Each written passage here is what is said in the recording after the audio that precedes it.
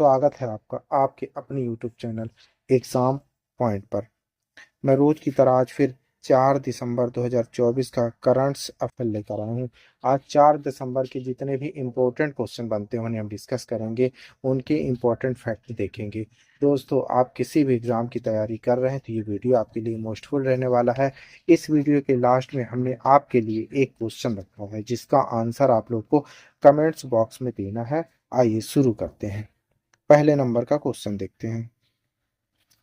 पहला क्वेश्चन है, हर वर्ष किस दिन को भारतीय नौसेना दिवस के रूप में मनाया जाता है? सही आंसर है बी, 4 दिसंबर, आज ही के दिन। की पॉइंट देख लेते हैं क्यों मनाया जाता है। 1971 में भारत पाकिस्तान युद्ध के दौरान कराची हार्बर पर भारतीय नौसेना के साहसी हमले की स्मृति में हर वर्ष 4 दिसंबर को भारत में नौसेना दिवस मनाया जाता है। 1971 में आज ही के दिन भारतीय नौसेना ने 4 पाकिस्तानी जहाजों को डुबो दिया था। इस वर्ष 1971 के युद्ध में भारत की जीत की 50वीं वर्षगांठ है। साल 2024 को कारगिल विजय दिवस मनाया जा रहा है। भारतीय नौसेना भारतीय सशस्त्र बलों की नौसेना शाखा है जिसका नेतृत्व भारत के राष्ट्रपति कमांडर इन चीफ के रूप में करते हैं। आइए कुछ एडिशनल इंफॉर्मेशन है वो देख लेते हैं। भारतीय नौसेना, इसकी स्थापना 26 जनवरी 1950 को हुई थी।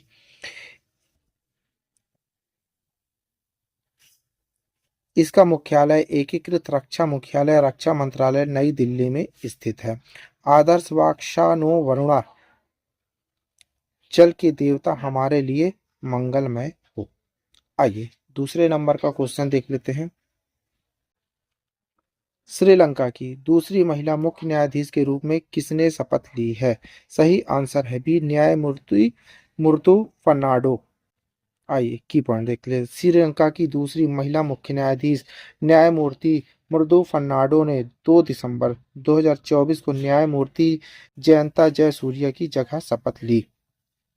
30 वर्षों से अधिक के करियर के साथ उन्होंने 2018 से डिप्टी सॉलिसिटर जनरल, अतिरिक्त सॉलिसिटर जनरल और उच्चतम न्यायालय के न्यायाधीश के रूप में कार्य किया है।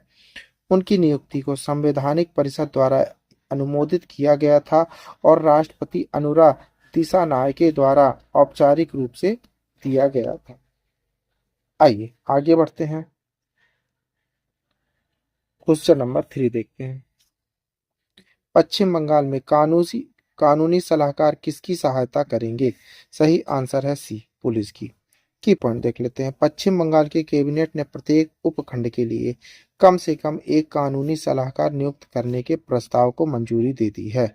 ये सलाहकार कानूनी मामलों में पुलिस की सहायता करेंगे जिससे कानून प्रवर्तन की प्रभावशीलता बढ़ेगी। इस निर्णय का उद्देश्य राज्य के उपखंडों में कानूनी सहायता प्रणाली को मजबूत करना है।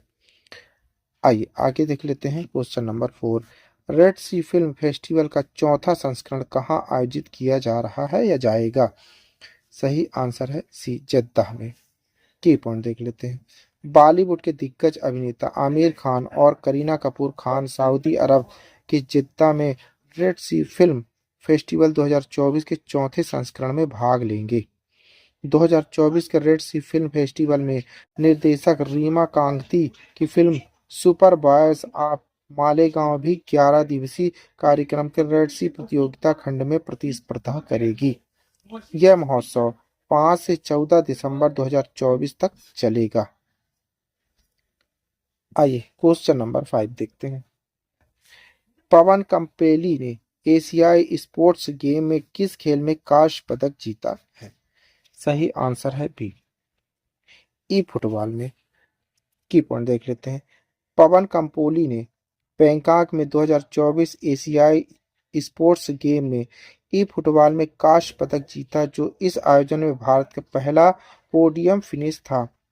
मिस्टर टॉम बॉय के नाम से मशहूर कंपेली ने 2022 ई फुटबॉल वर्ल्ड फाइनल विजेता मोबाइल इंडोनेशिया के असगाई अजीजी को 2-1 से हराया। थाईलैंड के टीएक्सआरओ के खिलाफ चुनौतीपूर्ण शुरुआत के बावजूद कंपेली ने कांस्य पदक हासिल करने के लिए असाधारण कौशल का प्रदर्शन किया था। आइए क्वेश्चन नंबर 6 देखते हैं। Pragati proactive governance and timely implementation का मुख्य उद्देश्य क्या?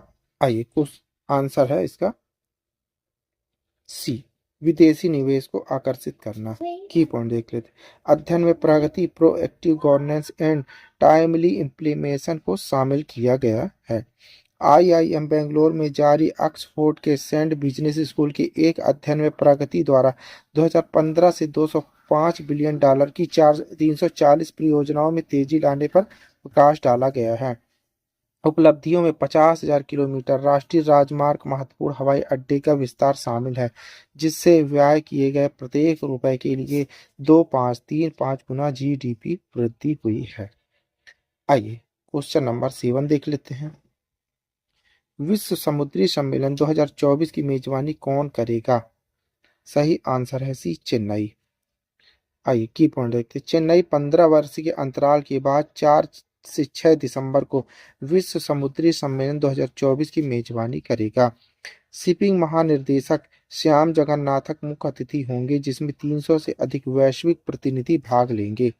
चर्चाएं समुद्री क्षेत्र में भविष्य के विकास और चुनौतियों पर केंद्रित होगी, जिसमें अमेरिका, ब्रिटेन, जर्मनी, स्पेन और एशिया प्रशांत देशों की भागीदारी शामिल होगी। आइए आगे बढ़ते हैं। क्वेश्चन नंबर 8 देख लेते हैं। आयुष बाजार का मूल्यांकन कितने बिलियन डॉलर को पार कर गया है? सही आंसर है सी, 50 बिलियन डॉलर। आइए की पॉइंट देखते हैं। आयुष क्षेत्र ने पिछले 10 वर्षों में जबरदस्त वृद्धि दर्ज की है और इसका बाजार 2023 में 43 बिलियन डॉलर को पार कर जाएगा। आयुष बाजार में तीव्रता से वृद्धि हुई, जो 2014 से 2.85 बिलियन डॉलर से बढ़कर 2023 में 43.4 बिलियन डॉलर हो गया और निर्यात 1.09 बिलियन डॉलर से दोगुना होकर 2.16 बिलियन डॉलर हो गया है। पंजीकृत आयुर्वेदिक चिकित्सा 780 से अधिक स्वास्थ्य सेवाओं, 3844 आयुष अस्पताल है। आइए आगे बढ़ते हैं। क्वेश्चन नंबर 9 देख लेते हैं। भारत ने एकल उपयोग वाले प्लास्टिक की कितनी श्रेणियों पर प्रतिबंध लगाया है? सही आंसर है सी, 19। की पॉइंट देख लेते हैं। भारत प्लास्टिक अपशिष्ट प्रबंधन संशोधन अधिनियम 2021-2022 में भारत ने एकल उपयोग वाले प्लास्टिक की 19 श्रेणियों पर प्रतिबंध लगाने वाले नियम बनाए हैं। वैश्विक प्रयास यूएनईए ने प्लास्टिक प्रदूषण को समाप्त करने के लिए 2022 का प्रस्ताव पारित किया। आईएनसी को प्लास्टिक के उपयोग और निपटान पर एक वैश्विक संधि बनाने का काम सौंपा गया था। वैश्विक प्लास्टिक संधि 175 देशों ने 2024 तक एक संधि विकसित करने पर सहमति व्यक्त की, लेकिन अभी तक कोई समझौता नहीं हुआ है। आइए आगे बढ़ते हैं। क्वेश्चन नंबर 10 देखिए। अमेरिका ने यूक्रेन के लिए कितने मिलियन डॉलर के सहयोग पैकेज का अनावरण किया है? सही आंसर है बी, 725 मिलियन डॉलर। आइए की पॉइंट देखते हैं। अमेरिका ने यूक्रेन के लिए 725 मिलियन डॉलर के सहायता पैकेज का अनावरण किया, जिसमें बारूदी सुरंगें, वायुरोधी और कवचरोधी हथियार शामिल हैं।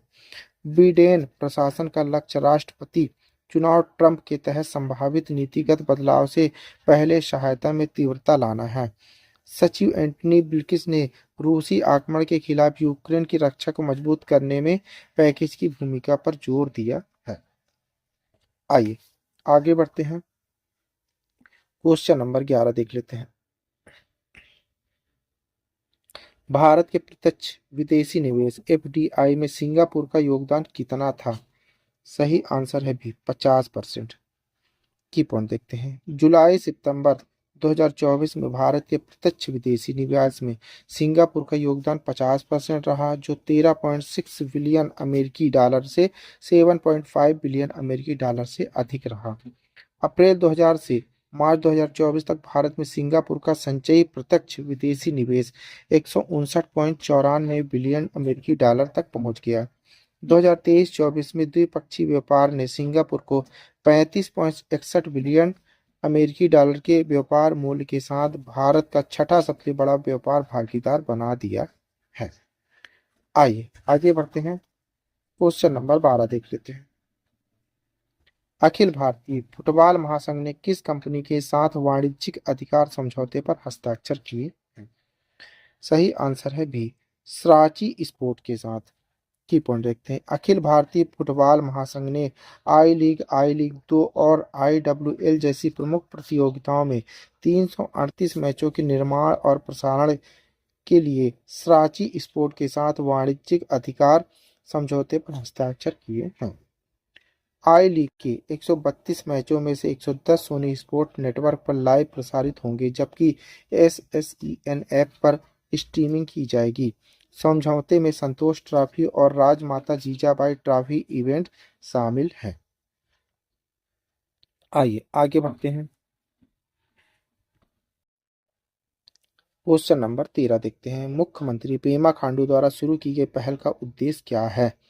सही आंसर है ए, स्थानीय कृषि बागवानी उत्पादों के लिए बाजार का विस्तार करना। की पॉइंट देख लेते। मुख्यमंत्री पेमा खांडू द्वारा शुरू की गई इस पहल से स्थानीय कृषि बागवानी उत्पादों की खरीद के लिए अरुणाचल प्रदेश कृषि विपणन बोर्ड और ITBP के बीच समझौते साझेदारी स्थापित होगी। किसान SHGS, FPOS और सहकारी समितियां ITBP को फल, सब्जियां, मांस, मुर्गी की आपूर्ति करेगी। मिशन बाजार की सीमाओं को संबोधित करता है, ग्रामीण रोजगार को बढ़ावा देता है और शहरों की ओर पलायन को उलटने का लक्ष्य रखता है। आइए आगे बढ़ जाते हैं, क्वेश्चन नंबर 14 देख लेते हैं।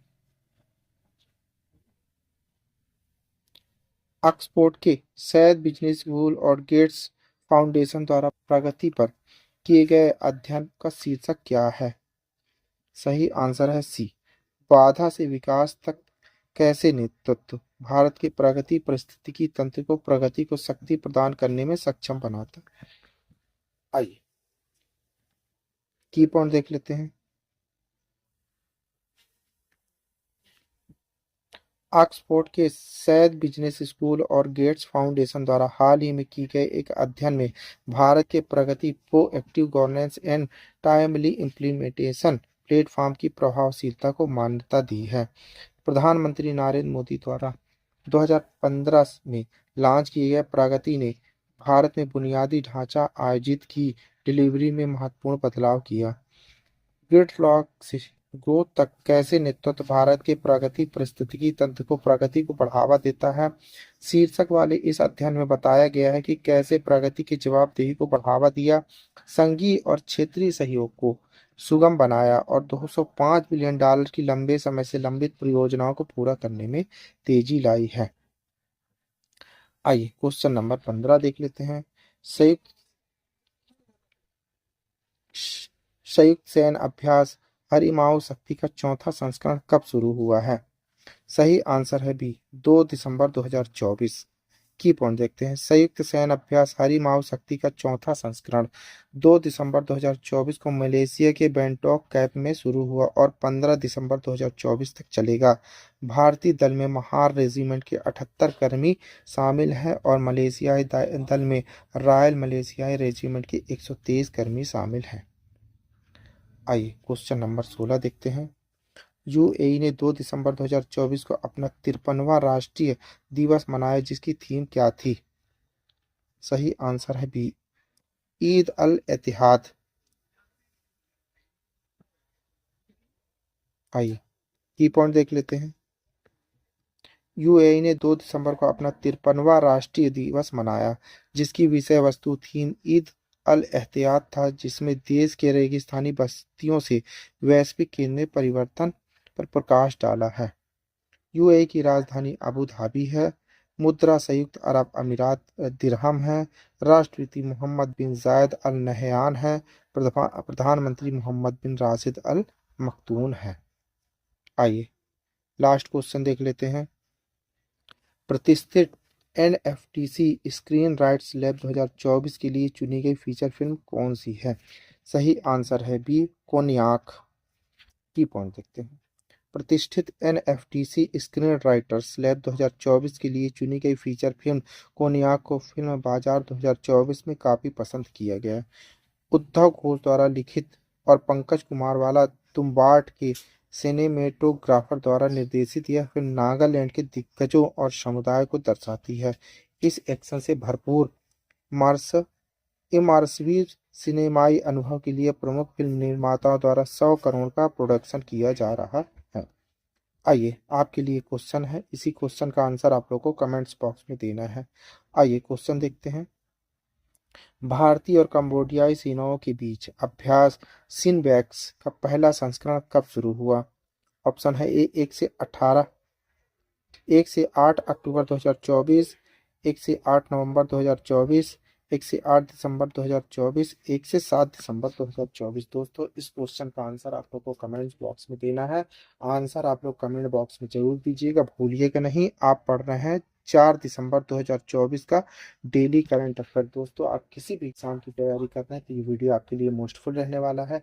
इस वीडियो के पीडीएफ डाउनलोड करने के लिए आप हमारे टेलीग्राम चैनल एग्जाम पॉइंट पर जाकर वहां से पीडीएफ डाउनलोड कर सकते हैं। Thank you for watching my video. इस वीडियो को ज़्यादा से ज़्यादा शेयर करें, लाइक करें, कमेंट करें। Thank you.